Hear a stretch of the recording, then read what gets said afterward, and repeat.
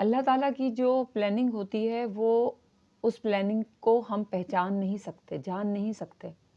अल्लाह ताला अपने बंदों के साथ बेशक हमेशा ही अच्छा करते हैं।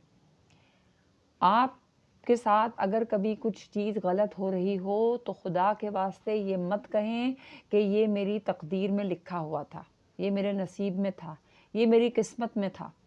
क्योंकि अल्लाह ताला ने इंसान को अक्ल दी है, शऊर दिया है, इल्म दिया है कि भाई तुम ये चीज़ें समझो, परखो, जानो, देखो, फिर अपनी ज़िंदगी में आगे से आगे बढ़ते जाओ। हम करते क्या हैं?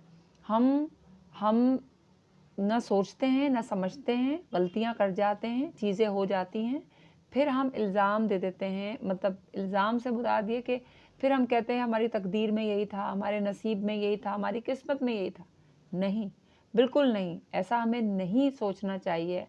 और जिस दिन हम अपनी सोच को दुरुस्त कर लेंगे, जिस दिन हम तकदीर से ज़्यादा तदबीर के कायल हो जाएंगे, यानी कि हमें कोशिश, मेहनत, तो उसी दिन जो है ना, आप यकीन कीजिए कि हमारी ज़िंदगी बहुत सहल हो जाएगी।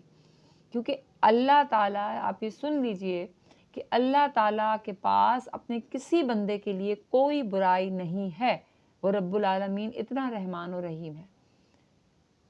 तो आपको ये समझना है, ये सोचना है कि मैंने क्या ऐसा काम है जो करना है। देखिए, अगर हम अपनी सोच के मुताबिक अच्छा चलेंगे, अच्छा करने की कोशिश करेंगे, तो यकीनन अल्लाह ताला हमारा साथ देंगे।